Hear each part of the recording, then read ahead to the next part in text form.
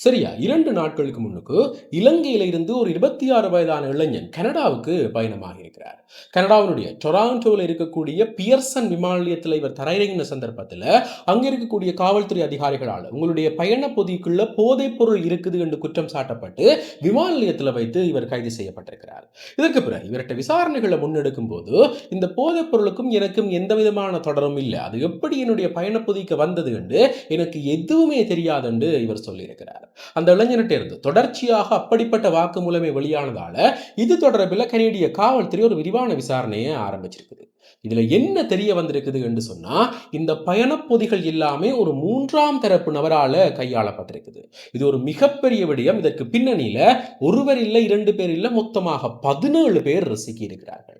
என்ன நடந்திருக்குது என்று சொன்னா, இப்படி நாங்கள் எங்களுடைய நாடுகளில் இருந்தோ இல்லாட்டிக்கு நாங்கள் விமானத்துக்கான டிரான்சிட்டுகளை பயன்படுத்தும் போது அந்த நாடுகளில் வச்சோ எங்களுடைய பயணப்பொதிகளை மிக லாபகமாக பிரிச்சு போட்டு அதற்குள்ள இந்த போதைப் பொருட்கள் எல்லாமே வைக்கப்பட்டிருக்குது. இப்படி எந்தெந்த பயணப்பொதிக்குள் எல்லாம் போதைப் பொருட்கள் வைக்கப்படுறதோ அவை அனைத்துமே புகைப்படங்களாக எடுக்கப்பட்டு கனடா நாட்டில் இருக்கக்கூடிய இந்த போதைப் பொருள் முகவர்களுக்கு அனுப்பி வைக்கப்படலாம்.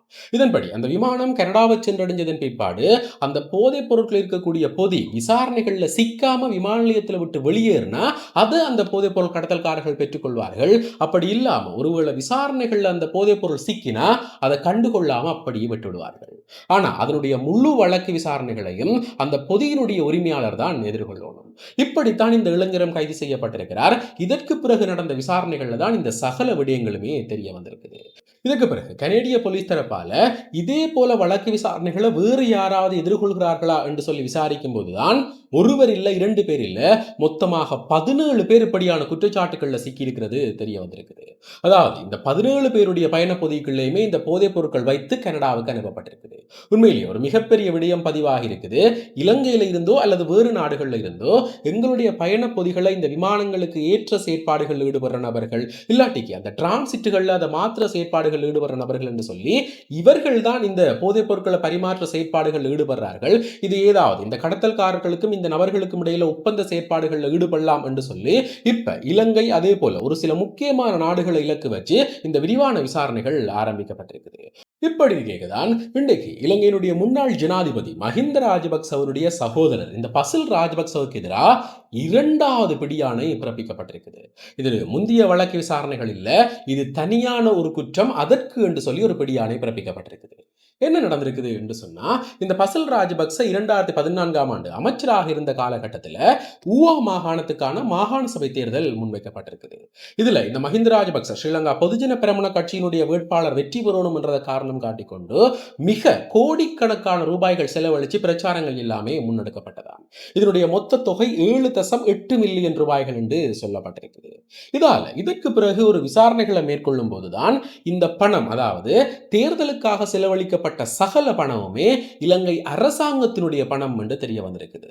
இந்த பசில் ராஜபக்சவனுடைய கட்டுப்பாட்டுக்கு கீழே இருந்த சுற்றுலாத்துறைக்கு ஒதுக்கப்பட்ட பணம் தான் இப்படி தேர்தல் பிரச்சாரங்களுக்காக செலவு செய்யப்பட்டிருக்குது. அதற்கு கீழே இருந்திருக்கக்கூடிய சகல அதிகாரிகளும் துணை போயிருக்கிறார்கள் என்று கண்டறியப்பட்டு இன்றைக்கு அவர்கள் அனைவர் மேலேயும், அதாவது சுற்றுலா ஊக்குவிப்பு பணியகத்தினுடைய முன்னாள் தலைவர் பாஸ்வர குணரத்ன, முன்னாள் முகாமைத்துவ பணிப்பாளர் ருமி ஜஃபர், அதே போல இந்த குற்றச்சாட்டினுடைய பிரதான குற்றவாளி என்று சொல்லி இந்த முன்னாள் அமைச்சர் பசில் ராஜபக்ச இவர்கள் அனைவரையுமே உடனடியாக கைது செய்யுமாறு கொழும்பு கோட்டை நீதிமன்றம் உத்தரவு பிறப்பிச்சிருக்குது.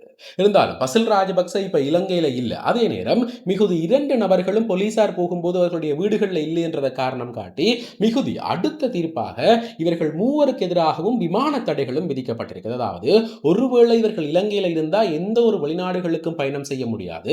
அதே போல வெளிநாடுகளில் இருந்து இலங்கைக்கு திரும்பினா விமான நிலையத்தில் வைத்தே கைது செய்யப்படுவார்கள். இப்படி கொழும்பு கோட்டை நீதிமன்றம் இன்றைக்கு ஒரு அதிரடியான உத்தரவை பிறப்பிச்சிருக்குது. இது பசில் ராஜபக்சவுக்கு எதிராக பிறப்பிக்கப்படுகிற 2வது பிடியாணை. அதே போல இந்த மஹிந்த ராஜபக்ச அவருடைய மனைவி ஷிரந்தி விக்ரமசிங்க ராஜபக்சவுக்கு எதிராக இன்றைக்கு நாடாளுமன்றத்தில் வைத்து ஒரு மிகப்பெரிய குற்றச்சாட்டு வெளியிடப்பட்டிருக்குது. என்ன நடந்திருக்குது என்று சொன்னா, இலங்கையில இந்த வறுமைப்பட்டவர்களுக்கு என்று சொல்லி ஒரு நிலம் வழங்குற செயற்திட்டம் ஆரம்பிக்கப்பட்டிருக்குது. ஒவ்வொருவருடைய நாளாந்த வருமானம் கணக்கிடப்பட்டு, யாரெல்லாம் இந்த வறுமை கோட்டுக்கு கீழ இருக்கிறார்களோ, அவர்களுக்கு என்று சொல்லி இந்த தனியான நிலங்கள் வழங்குற செயற்திட்டம் கொண்டு வரப்பட்டிருக்குது. இப்படி இந்த வறுமை கோட்டுக்கு கீழ கொண்டு வரப்பட்ட அந்த செயற்திட்டத்துக்குள்ள மஹிந்த ராஜபக்சவுக்கும் நிலம் வழங்கப்பட்டிருக்குது. அதுவும் ஒரு சாதாரண இடத்துல மிக குறைந்த பெறுமதி இருக்கிற நிலம் இல்ல, கொழும்பினுடைய ஒரு பிரதான இடத்துல கோடிக்கணக்காய்கள் ரூபாய் பெறுமதி இருக்கக்கூடிய நிலம் இந்த மஹிந்த ராஜபக்சவுக்கு வழங்கி வைக்கப்பட்டிருக்கு. இப்ப இந்த விடயம் விசாரணைகள்ல வெளிவந்திருக்கிறதாக நாடாளுமன்றத்தில் வைத்து குற்றம் சாட்டப்பட்டிருக்குது. அதே போல இந்த மஹிந்த ராஜபக்ச ஜனாதிபதியாக தெரிவு செய்யப்பட்ட பிறகு அவருடைய மனைவி ஷிரந்தி விக்ரமசிங்க ராஜபக்சவனுடைய பெயர்ல கோல்டன் மொண்டசரி என்று சொல்லப்படுகிற ஒரு சிறார்களுக்கான கற்கை நிலையம் ஆரம்பிக்கப்பட்டது. இது ஒரு சாதாரண கற்கை நிலையம் கிடையாது, இலங்கையினுடைய ஒரு பிரதான முன்பள்ளியாக இது ஆரம்பிக்கப்பட்டது. சொல்ல போனா இலங்கையில நடைபெற்ற ஒரு மிகப்பெரிய கொலை குற்றச்சாட்டை மாட்ட வச்சதே, சிக்க வச்சதே இந்த கோல்டன் மொண்டசரி நிர்வாகம் தான். அது பற்றி நான் இன்னும் ஒரு காணொலியில சொல்றேன். இப்ப இங்க என்ன விடயம் சொல்லப்பட்டிருக்குது என்று சொன்னா, இந்த கோல்டன் மொண்டசரி ஆரம்பிக்கப்படும் போது அதற்கென்று சொல்லி ஒரு பிரத்யேகமான நிலம், இடம் தேவைப்பட்டிருக்குது. இதால் கொழும்பினுடைய பல பகுதிகளில் அதற்கான தீர்வு நடவடிக்கைகள் இடம்பெற்றிருக்குது. ஆனா எதுவுமே அவர்களுக்கு சரிவரையில்லை என்றதை காரணம் காட்டிக்கொண்டு இலங்கையினுடைய அரசாங்கத்தினுடைய பணத்தில் பல கோடிக்கணக்கான ரூபாய்கள் நட்டம் ஏற்படுத்தி ஒரு அரச நிலம் இந்த கோல்டன் மொண்டசரிக்கு வழங்கப்பட்டிருக்குது. அதாவது இந்த ஷிரந்தி விக்ரமசிங்க ராஜபக்சவுக்கு உரித்தான ஒரு தனியார் நிறுவனத்துக்கு அரச நிலம் வழங்கப்பட்டிருக்குது. இதுக்கு பிறகு இந்த கோல்டன் மொண்டசரி விரிவாக்கம் இடம்பெறும் போது அதை சுற்றி இருக்கக்கூடிய பகுதியில் இருந்த மக்களினுடைய நிலங்களும் அடாத்தாக அவர்களை மிரட்டி பெறப்பட்டிருக்கிறதாக இன்றைக்கு நாடாளுமன்றத்தில் வைத்து நாடாளுமன்ற உறுப்பினர் சுகத் பலகல்ல குற்றம் சாட்டியிருக்கிறார். உண்மையிலேயே மஹிந்த ராஜபக்ச, அவருடைய மனைவி, அவர்களுடைய மகன்கள், அவர்களுடைய சகோதரர்கள் என்று சொல்லி பலர் மேலேயுமே அடுக்கடுக்கான குற்றச்சாட்டுகள் முன்வைக்கப்படுது. இது சார்ந்து எப்படியான வழக்கு விசாரணைகள் இடம்பெறப் போகுது என்றதை பொறுத்திருந்து தான் பார்க்கணும். அதே போலதான் மிக நூதனமான முறையில் இலங்கையில ஒரு போதைப் பொருள் கடத்துற முறைமை ஆரம்பிக்கப்பட்டிருக்குது. என்ன நடந்திருக்குது என்று சொன்னா, இவ்வளவு காலமே இந்த வாகனங்களுக்குள்ள வைத்து பொருட்களுக்குள்ள வைத்து இந்த போதைப் பொருள் கடத்தினது போய் இப்ப மிக சுதந்திரமாக இந்த தபால் சேவைகள், கொரியர் சேவைகளை பயன்படுத்தி கொண்டு போதைப் பொருள் கடத்த ஆரம்பிச்சிருக்கிறார்கள். அண்மையில் சரியா 2 நாட்களுக்கு முன்னுக்கு யாழ்ப்பாணம் குருநகர் பகுதியில் இருக்கிற ஒரு பொதிகள் சேவை நிறுவனத்துக்கு ஒரு சந்தேகத்துக்கிடமான பொதி கிடைக்கப்பட்டிருக்குது. இதால் உடனடியாகவே யாழ்ப்பாணம் காவல்துறைக்கு தகவல் தெரிவித்து அவர்கள் வந்து சோதனை செய்யும் போது அதற்குள்ள இருந்து மொத்தமாக 1200 போதை மாத்திரைகள் மீட்கப்பட்டிருக்குது. இதற்கு பிறகு அந்த பொதி யாருக்கு வந்தது என்று சொல்லி பார்க்கும்போது அது யாழ்ப்பாணம் சிவன் கோவில் பகுதியில் இருக்கக்கூடிய ஒரு போதைப் பொருள் வர்த்தகர் என்று சொல்லியும் அவருக்கு தான் தென்னிலங்கையில் இருந்து அனுப்பி வைக்கப்பட்ட விடயமும் தெரிய வந்திருக்குது. இதால் உடனடியாகவே அந்த நபர் கைது செய்யப்பட்டிருக்கிறார். அதோடு அந்த போதைப் பொருட்களும் மீட்கப்பட்டிருக்குது. இதே போல பல இடங்கள்ல இப்ப இந்த பொதிகள் சேவைகளும் கண்காணிக்கப்பட வேண்டி வந்திருக்குது. ஏன்னு சொன்னா இப்ப மிக சுதந்திரமாக இந்த பொதிகள் சேவை ஊடாக இவர்கள் இந்த போதைப் பொருள் கடத்தல ஆரம்பிச்சிருக்கிறார்கள்.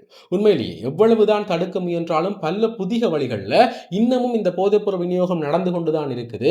இது தொடர்பில் ஜனாதிபதி அனுரகுமாரனுடைய அரசாங்கம் இப்படியான நடவடிக்கைகளை முன்னெடுக்க வேண்டும். மிக முக்கியமாக இந்த தமிழர் பகுதிகளில் போதைப் பொருளை நாங்கள் தடை செய்யணும் என்று சொன்னா அதற்கு எங்களுடைய தரப்புல இருந்து நாங்கள் என்னென்ன விடயங்களை முன்னெடுக்கலாம் என்றதை பற்றி உங்களுடைய கருத்துக்கள் என்ன, நீங்கள் என்ன நினைக்கிறீர்கள் என்றதை மறக்காம கமெண்ட்ஸ்ல சொல்லுங்க. இதே போல மேலும் ஒரு முக்கியமான பிரியோசமான தகவலோட இன்னும் ஒரு காலைல சந்திக்கிறேன். நன்றி.